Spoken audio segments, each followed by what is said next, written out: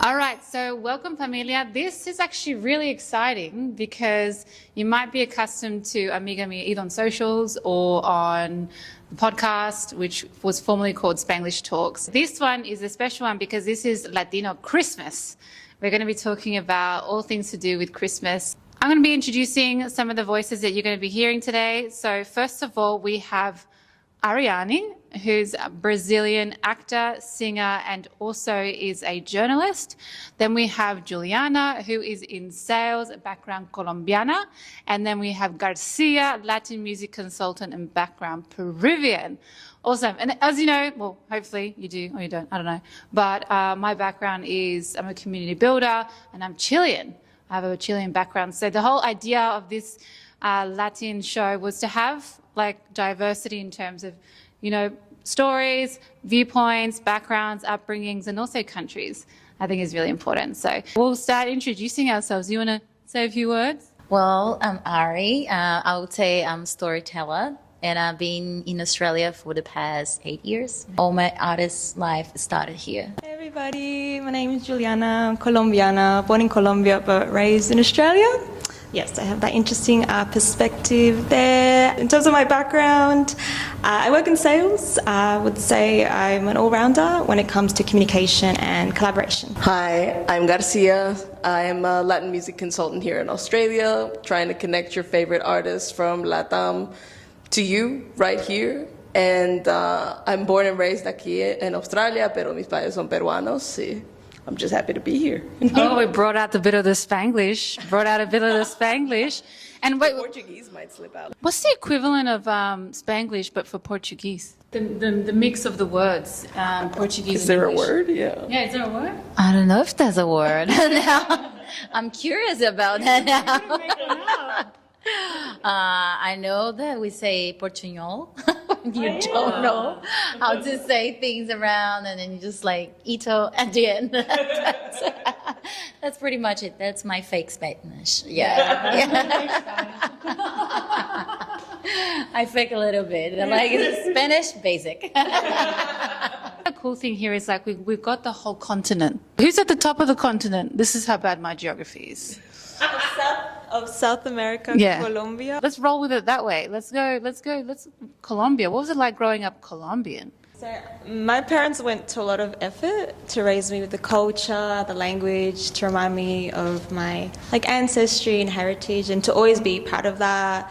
Teach me like the songs, like the music, the customs, the sayings. Like Give us one of the sayings. What's a Colombian, like a proper Colombian there's saying? so many. The one ingrained in me is it's from my mom. Obras son amores y no buenas razones, or la constancia vence lo que la dicha no alcanza.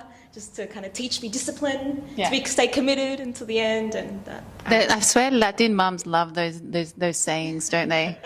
They use it to like kind of give you like love, but also to put you in line, you know? That's so true. And besides that, like also teaching me like traditional dances, Sally's basics, like cumbia, the classics. To always be proud and stay connected, like to my family, like learn a little about the history. Were you born in Colombia? Yes. How do you culturally identify? Mostly Colombian, but I can't deny the Australian aspect in that I've been exposed to that Australian culture, although in my specific case it's multicultural Australia. I've always lived in very ethnically diverse areas, and that's my perception and understanding of Australia.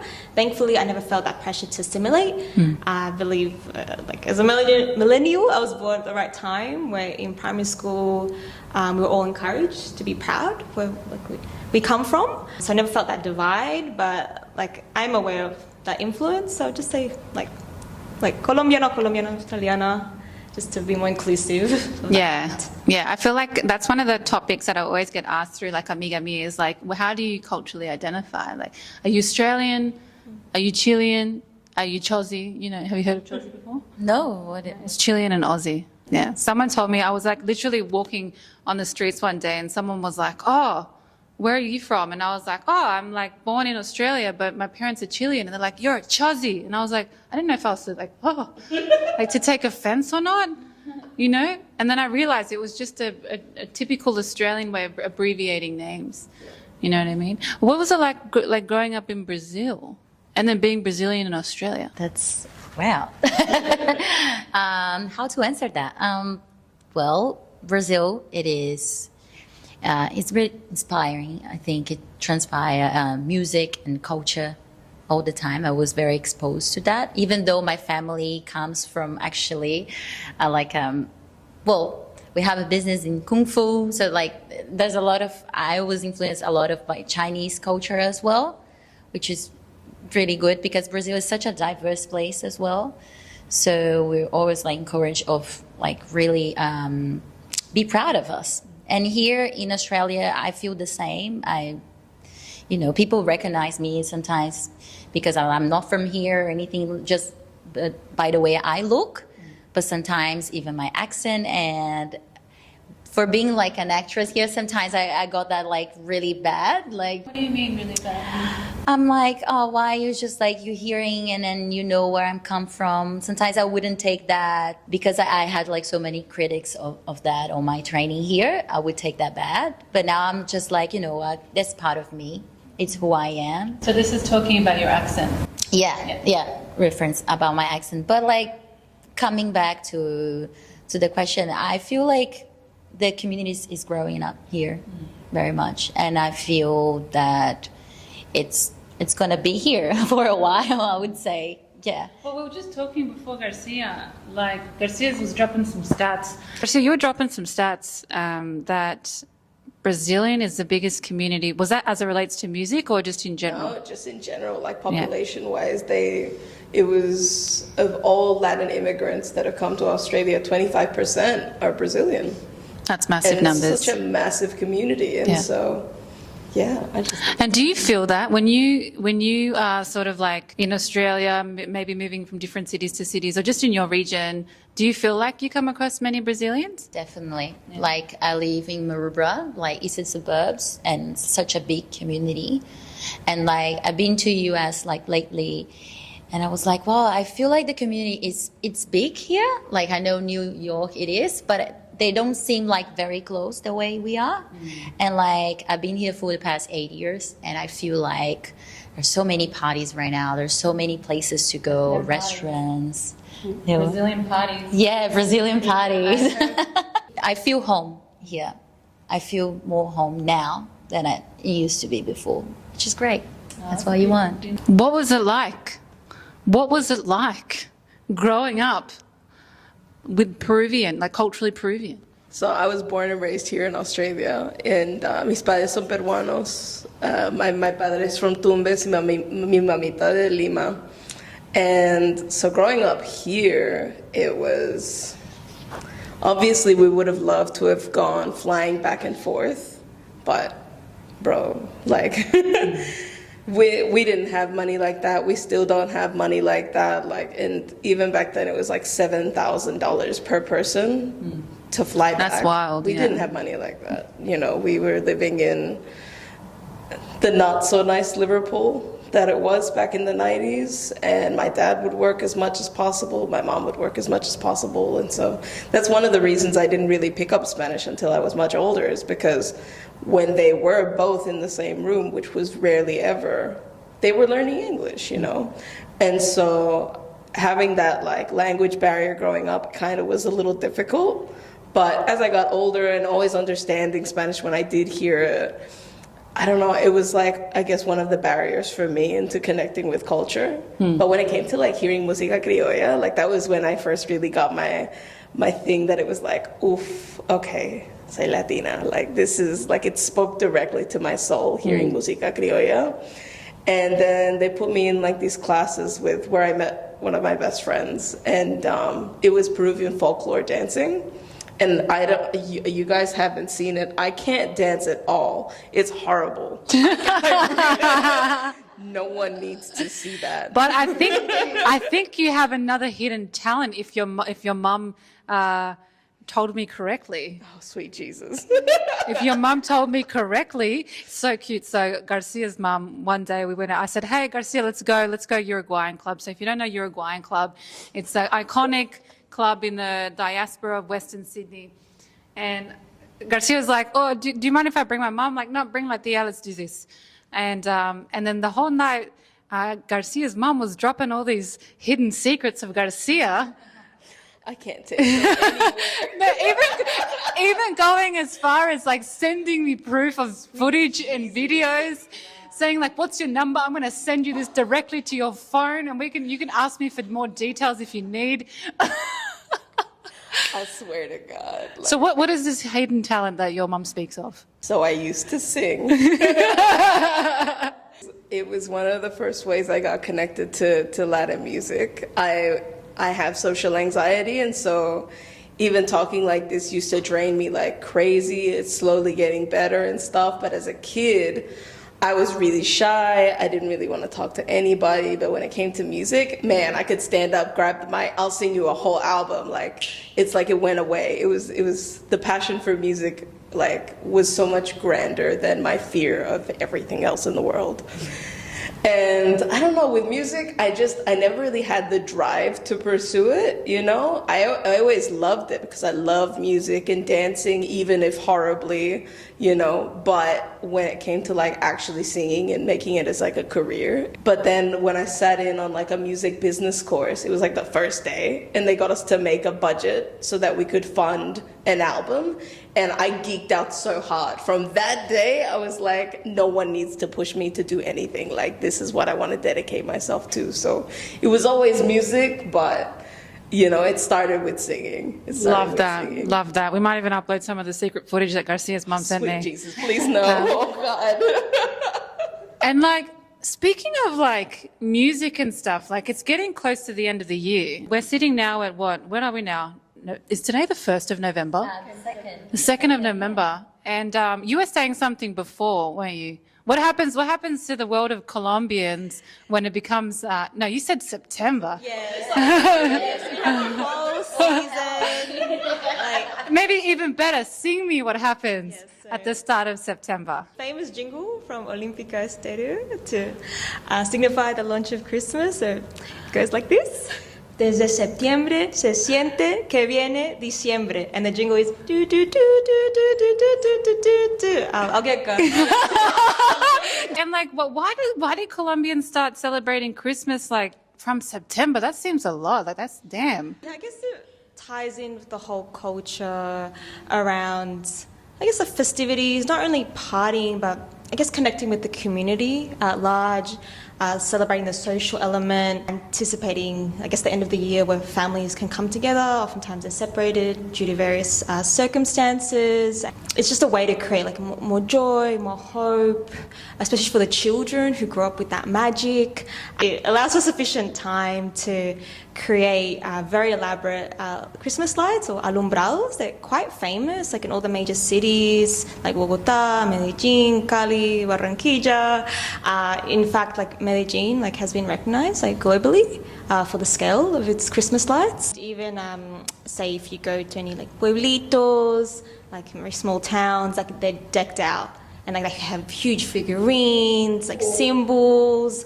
It's just experience for the family. And to stay connected. did you grow up like have you spent any Christmases in Colombia except like past when you migrated to Australia? Did you ever go back and spend Christmas there? Yes, I have spent like Christmas there, just to experience it for myself and speak from that experience. So spent Christmas in Bogota, in Boyacá. That's where my mum's from, like maternal side, and then my dad's from Pereira. Yeah, so when I refer to like pueblear, we just visited all these little towns, and it's opportunity to try like traditional food. Like obviously at nighttime get peckish, so like for us, you know, we would have like buñuelos, like natilla, like in anticipation for Christmas. But it's just the whole atmosphere changes, and it's just that outdoor element, like where, you know, the street parties and foods, and yeah, just everyone that gets together. I always see on socials, like on Instagram, it is flooded with Colombian Christmas because they're the first ones, and it makes sense now. It makes sense, right? Because you start from September. Do you also start in September? Like, Brazilians go that hard as well? No, only the decoration, like on the shopping malls, we start like October. And then from there, when like, you know, Halloween's done, that's it. That's Christmas. Like all we talk about. Wait. Brazilians also celebrate Halloween?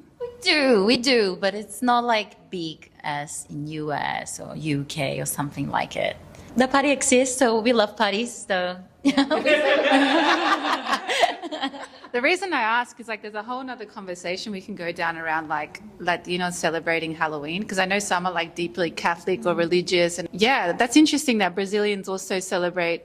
I'd be interested to know in Chile. I don't even know in Chile if they celebrate Halloween. Like, you know, I know my family doesn't because part of my family doesn't because they're so deeply religious, and then part of my family they're like, yeah, whatever. Like, we'll just as long as there's drinks there. What does a Brazilian Christmas look like? Like, what was that like? Brazilian Christmas, it has a lot of food, I would say. Brazil, like, we love food, and when I say that, it's like rice, and then farofa, and then, which is like the seasoning. I was going to ask, what is farofa? It's like the seasoning wheat, I would say. And it's like, makes everything like more crunchy. It's really good. And then you have rice and pudding and pave, which it's hard to describe. It's like this biscuit with chocolate as well, and it's really good. Yum. Amazing. It is. Yeah, my mom.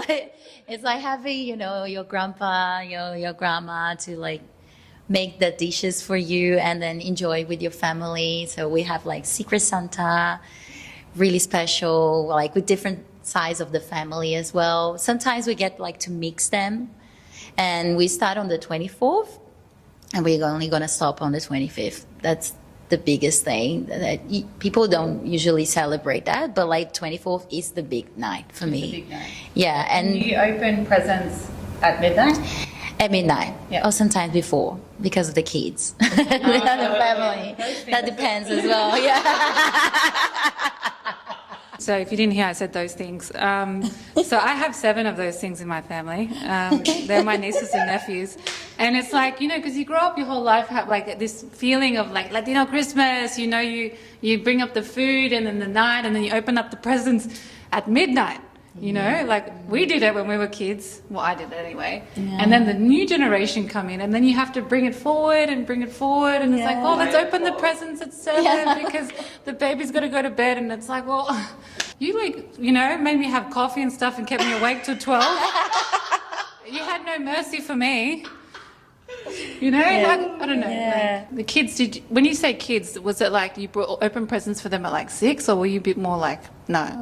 Oh, no, yeah, like almost midnight. Yeah. Like That's how it should be. we sleep late as well. Yeah. You know what I mean? Yeah, and you have someone, like you said before, like dressing up as Santa Claus, and then you'll be going around, sometimes in the neighborhood, and then you get to see everyone's houses. Yeah, What do you we call have the Santa decoration. Claus in Portuguese?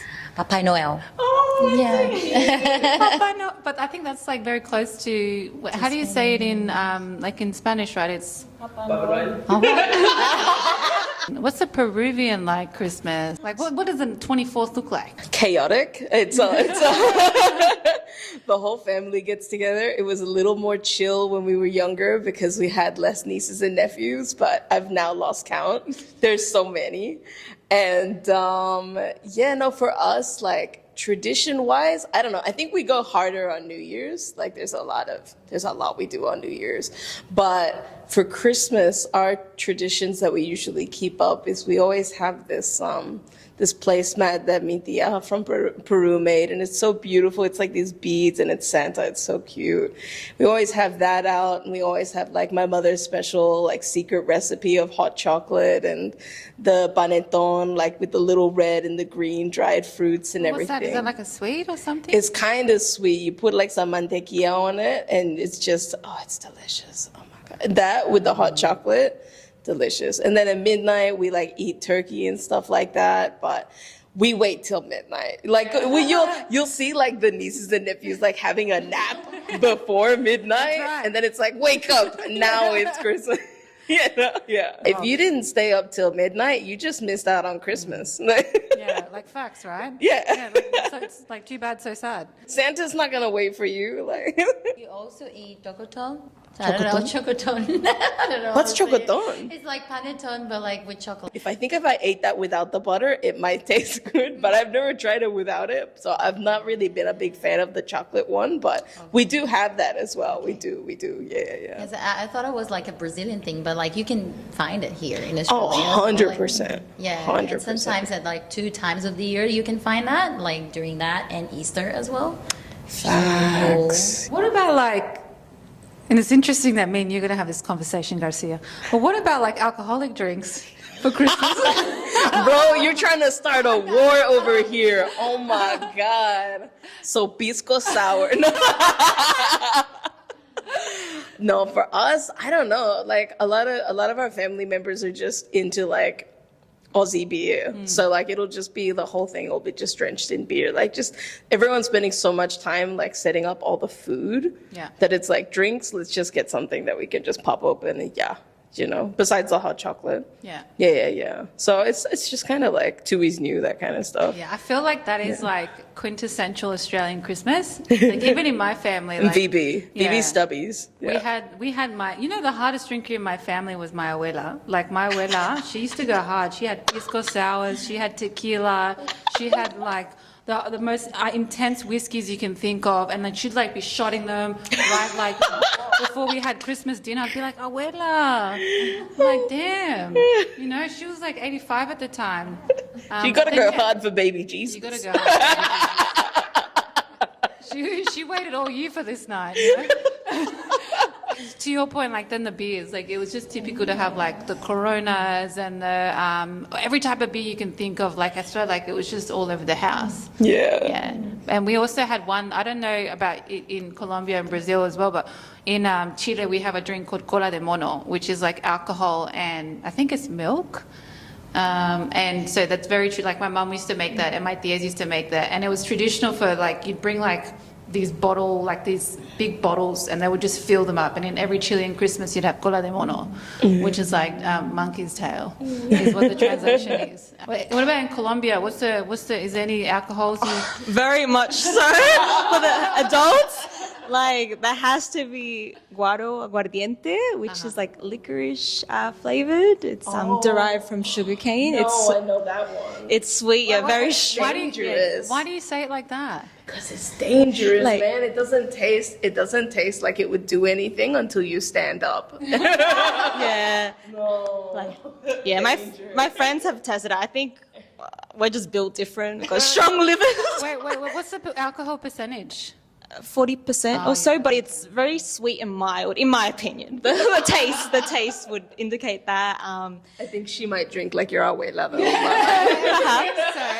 But especially for Christmas, there is like a variation called canelazo, and that's where we add like canela, like spices, just like cloves, and it's heated up. It's much warmer. It's more soothing. It's a bit calmer. And besides the beers that you mentioned, like Coronas, and there are Colombian beers such as like Águila, Club Colombia, Pocket. We have. I don't know if you tried this. Just remember it. How did I forget this? Refajo, which is a mix of like beer, like any type of Colombian beer, and Colombiana, which is like Colombian soft drink, and it's kind of raspberry flavored. Yeah. I've heard of that. Yeah, so that's a bit more tame. I think it's like in Chile there's michelada. What was michelada made out of? Come on, we're gonna go off script here. Yeah. Remember, and in Chile, Antonio gave you like it was a mixture of beer. Yes, beer with the salt and. Beer, salt, and what? It's like salt, like the thing with the beer glass, the rim with the salt and some other spices, and it's got lots of lime and beer. Yeah. There you go. So have you had, what is it called? Aguardiente? Aguardiente, yeah. And do you just like, what happens after Well, that? you can shot it. Oh, yeah. That's just for, on the sort of whiskey and that's hard. Tengo botellas en casa, so. Do you go as hard? Like, what's the Brazilian alcohol? I think depends on the family. Like also like I want to keep myself safe of that because I come from São Paulo. So and then I think like we celebrate in different ways depending where you live in Brazil. So São Paulo is southeast, so like big metropolis area and everything. So if you're like from the northeast and everything, I think it will be different. Like people from the south, I know they do like barbecues, but I think the south will be like doing barbecues, and I think that's like typical dishes as well, depending where you're from. You know, from the north, I know there's like a bunch of like that I can't say for them, unfortunately. But like drink wise, I would say that we really well known for caipirinha. I don't know if you have heard that about sounds nice. it. I don't know what that We have is, the but it sounds cachaça, which is like hot, yeah. And then you're talking about that you couldn't go back to Brazil. Yeah, I went back to Brazil in 2022 after 4 years, which was so lovely to have like this Christmas together. Since I've been here, I never, got to go back there and spend this time with them. But I was willing to do that this year as well. Unfortunately, I don't think I will go. So probably I'm gonna do that with my Aussie family, but like it's hard here, like because my Aussie family will be my friends, like being like with me for the past 8 years or most. I feel like I always see like on the 24th, like the Latin community congregate at like Coogee or like Bondi. And if you're listening, if you don't know where those are, they're like these beaches, like really famous beaches in Sydney, in the coastline of Sydney. And I always see, or I hear of stories of like Latin community coming together around like a barbecue, and they've got their drinks and they've got the music real loud. And you hear people saying like, oh, I'm not even Latino, but I like going to those things because it's such a vibe. Yeah. I try to like to get like to nice dinners, and get like into like decoration.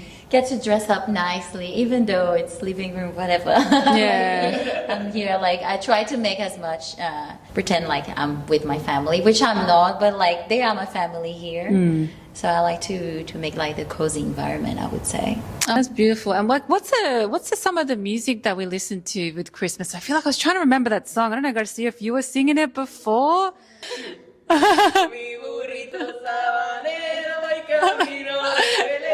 Si me ven, voy camino de Belén. Si me ven, voy camino de Belén. That's the one. And you were saying before, Garcia, that your middle name is Belen. That's right. So did that song like resonate with you? Like, I didn't know how tied in our family names were with like Christmas things, because also my father's name is Rodolfo. Stop it. And Stop it I right did now. not know that meant anything until I lived in Peru, and then all this kids choir started singing like Rudolph the Red-Nosed Reindeer in Spanish, and I was like, why are you singing about my father? And then when I started Wait. In Spanish, is Rodolfo? Yeah, that's the one, man. And yeah, like with my name, I was like, all I know is that my first name is based off of my grandmother from my father's side, and my middle name is based off of the first name of my grandmother from my mother's side. And so I was just like, Belen, it's just her name, But then I heard it in the song, and I was like, what does my name mean? That it's sung like side by side with like donkeys and like in Christmas? Like, I don't even know, but that song's a pop. I love that song. Yeah, it's always nothing but good vibes when that song comes on. And then the typical like Feliz Navidad. Yeah. I feel like that's like the Latin version of the Mariah Carey Christmas song. Do you think? Yeah. Is there like a famous Brazilian Christmas song? Oh yeah, I was trying to thinking about that. But I can't remember now. Sorry. Do you know the one that Garcia was singing and Juiliana? Do you recognize that song, the El Burrito? We don't have a burrito. You have like a little Brazilian burrito? Little Brazilian. I would die for that. Could you imagine a little baile pon burrito? We're just remix everything in life. So other music vibes for Christmas. I feel like I'm trying to think of my Christmas. For us, it was always putting on like the classics, like classics. Yeah, Celia Cruz, Elvis Crespo, like all that kind of classic jams for us. Yeah, and then it would kind of just get more intense as the night went on. How intense? Is it like by midnight you're perreando kind of thing? Like how intense? Perreando. I don't know about me, but my abuela was. You know what it was? It was like, for my family Christmas, we would do like, we went to misa. So that's another topic, right? Like going to misa, that was huge in my family. Like we always went to church at around, I think it was 6 or 7. Then we had a dinner. And then we see like all the family friends and be like, you know, hello, whatever. And we went to a Spanish church. So that was nice because everyone was going through the same experience on the 24th. Then we'd come back, have dinner, and then that's when the drinking started. And we would always put the music. But I feel like I can only talk to my family, but we listened to a bit more cumbia than we did with salsa and all that sort of stuff. Like I think Chilean is more like cumbia. And so we listened to a lot of like Rafaga. And then, yeah, it definitely got harder at night when like everyone just like getting drunk and getting, you know, and we as little kids were just like floating around. Obviously it was family, so we felt safe, but it started like nice, bien vestida, you know, it was always like, started off like it's a nice clean night and going to church. And then it just got progressively just kind of weirder and crazier as the night went on. And then we went to sleep at around, I don't know, like, I always went to sleep first as a child. And then I felt like my family, my tias and everyone used to go to bed sometimes at like 5 a.m. It was wild. And that's what I'm trying to like hold. I don't know about you guys, but I'm trying to hold on to that now. You know, I was saying before, like the kids, I'm just like, you don't even know like how fun it can be. You know, just stay awake. You can do this. I'll slip them some V behind the scenes, like, you know, the energy drinks. Is it the same kind of music in a Colombian Christmas? No, we have a lot more like salsa songs. I feel like Colombians, more of a, is it known as the salsa capital of the world, or do you compete with that with Puerto Rico? Yeah, in Cali specifically, like, and that's a result of like the dance technique and style, which is very fast paced. And, yeah, even the music itself, although if you consider the history, there's a heavy influence from New York especially, the Caribbean, it just all converges, but yeah, I would say that's where it originates from. But yeah, certain artists, like very famous and like popular around Christmas time, another Rodolfo Aicardi. You can find like playlists of like Colombian like Christmas songs, and then those are the main artists along with like other musical groups, including like from Venezuela. Like there's a huge like crossover and overlap. Venezuela and Colombia, like pretty much brothers and sisters. Consider history. Like similar to Pisco, it's like kind of unofficial debate. Well, doesn't Venezuela and Colombia also battle over the arepa? Yeah. I stay neutral because I'm like, oh, just out of respect.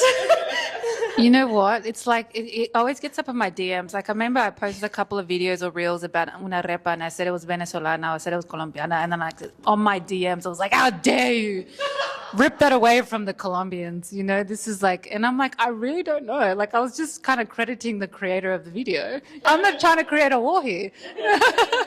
Yeah. You've got to take pride in our own unique like sources, preparations, styles, and you know we're all part of Gran Colombia, so just try and leave it at that. So Colombian Christmas is like a lot of salsa music. Yeah, a lot of salsa, yeah, cumbia as well, Cumbia. and just depending on other like well the regions might be more like tropical. I feel like around along the coast, say Barranquilla, Cartagena, you have like the Afro-Colombian influence. Yeah, so that's the point of difference. I would say like compared to the other major cities, but yeah, there's dancing into the early hours of the morning. Like the way my mom raised me, she's like, if there are 3 Colombians together, it's a party. And like, Yeah. add alcohol, you can add whatever, but we are the party. We bring the party. It's like this, I never seen It's it. so typical, right? Like when I think of Latin Christmas or Latin birthday parties or any party in general, like that's at home, there's always like family members in the living room dancing. And that was always so like intriguing to my like Aussie Anglo friends. They'd be like, what do you mean your family's just dancing to music in the living room? And I'm like, yeah, or in the outdoor area. I'm like, yeah, it's just part of what we do. It's what we are. Cultural, It's any insane. social gathering has that element, music and dancing, regardless of your age. It's not a phase restricted to being, 21-year-old hitting the club. Like, no, like we grew up with that, we embody that, we pass it into our generations. And I would say the older generations, like los tíos, las tías, they go hard, dancing. They go the hardest. Yeah. You can't compete with them. You can't. I feel like your mum would go pretty hard. She gives me the vibe of like being like this dancing, like a ball of energy. She is a rather reserved person. Like once you get to know her and get her talking, then good luck ever stopping her. For instance, giving you all the dirt on my entire life. That, no one can stop her. Love you, Mom. But no, when it comes to dancing, I don't know. Like, it's very much a thing of like, okay, now I'm gonna drag her out. And then it's like, okay, now we can get the party started kind of thing. But yeah. What about partners? Like, I feel like with like a Latino Christmas, I know for me, like bringing my husband in, it was always really interesting because first of all, like, no, you were saying before with your partner, you can bring them the next day. You can celebrate Christmas with them on the 25th. And that was cool because you have 2 Christmas. But like, yeah, what is it like bringing, like, even in your like wider family, having other like non-Latinos in the celebration? I don't know. I mean, for my partner, we didn't do it for a while because being queer and being Latin at a Catholic kind of event is kind of a difficult topic kind of thing. But when they do come, they're just happy to be there. They'll just sit and listen and just like observe and absorb everything around them and stuff. And my nieces and nephews are really sweet with them as well. And yeah, but when it goes to like their Christmas, it's just like mostly fighting the urge to like pick up a guitar and let's put some music into this little white Australian party. Can we do something, please? Like That must be a contrast. it's Between the Christmas trees. Yeah. And I've been to an Aussie Christmas before. I know what they're like. Yeah. Son bien tranquilos. It's like super chill. Yeah, just and like if you've got one, like my family, we do have some family members that dress up ready for like the red carpet, whereas me and my mom were just like, we'll go cheesy. Like we'll have like the Kmart shirts where it's like the Christmas whatever. Yeah, we'll just wear the love matching those. shirts and the matching earrings that like play the really annoying sound. Like that's what we like to do for like clothing wise and stuff. But when it comes to like the Aussie Christmases that I've been to, it's always very like either just pajamas the whole day or just the most casual thing I've ever seen. It's relaxing because for me it's like I've just partied all night. But yeah, it's like really different. Like that's the like biggest cultural shock I've seen really. What about decoration wise? Like, do you guys go hard or no? Like Sorry. Latin Christmas or like Australian one? Both. Both. I think for the Latin, we definitely go hard for it, especially around the tree. Anything around the tree so that when it's midnight and we start doing the gifts and everything, like it's a whole thing. But for the Australians, not so much. I don't think so. Like it's just it's a very relaxed Christmas, like all the chill vibes of like an Aussie, you know, your classic chill Aussie, just in a party. I remember we were talking about like setting this all up, and then Juiliana, you said you were going to bring something. Yeah, that adds to the decoration. It's more than a decoration, would you say? It's like the pinnacle of all Latin Christmas, almost, isn't it? Pesebre or manger, so that's the most like essential like Christmas. So for those who don't know what that is, what is it? A manger, which is the scene that depicts the birth of Jesus Christ, and that ties in with the religious origin of Christmas, and that may or may not be observed depending on the family, but it's still respected. It was a reflection of the culture, and you know, for example, my case, live in an apartment, so I've just got like a small pesebre, but I've been to friends' houses, I've seen like the streets of Colombia, like they have massive pesebres, huge. like it's a whole village, like it's. And it has all the lights. You can see it from a distance. Yeah. So that's the centerpiece of our. That's the word I was looking for. I don't know what the hell I said before. Yeah, it's a centerpiece. Like, do you have that centerpiece in Brazil? The baby and the baby Jesus and the sheep and. Yeah, it's spread around like all like churches and I don't know, schools sometimes. You know, there's a very religious part of Brazil as well. Like, I've actually got a question. yeah. Like with the nativity scenes for you guys, baby Jesus, do you hide him until it's midnight, or do you just cover him? Because I just found out that people hide him, and it's like, Hide where do it. you hide baby Jesus? Like, Oh. you know, like what do you guys? We cover him up Really? in like a little soft blanket sort of thing, and then when it's midnight, it's like, wake up, baby Jesus, you know. Yeah, it stays covered. It's just, and then obviously past midnight, it's like party time. Like happy birthday. Hey! in my house, my mom has like 8 of them.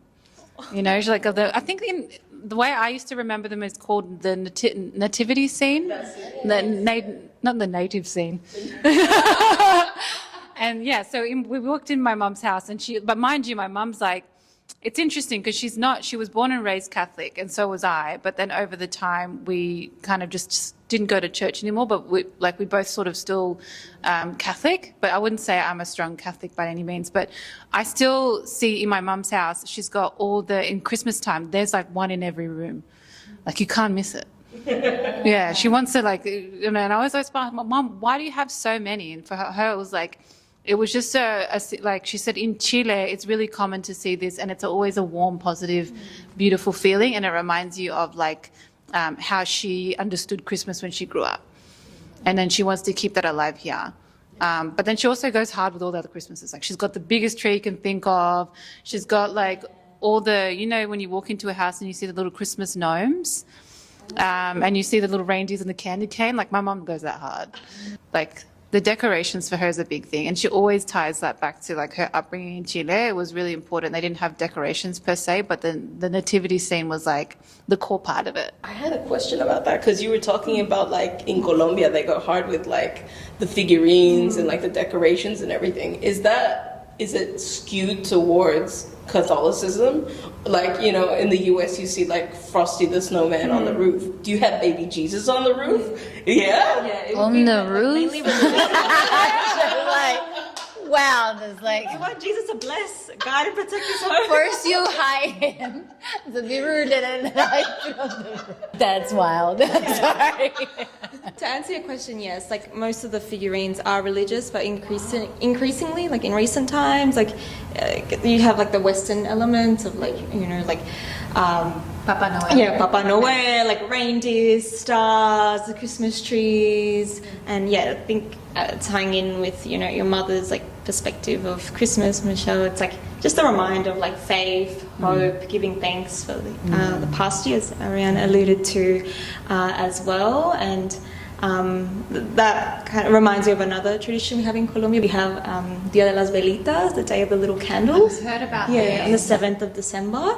And that does have a very strong religious meaning, like, because historically it was created to celebrate the Day of the Immaculate Conception. And yeah, and so in Colombia, like within, say, a house or even on the streets, like little candles, like white candles, are lit up, as well as lanterns are placed on the street. Streets are closed, like families get together, and usually each candle represents like a wish or something to hope for, or even just joy, peace, like those kind of positive attributes.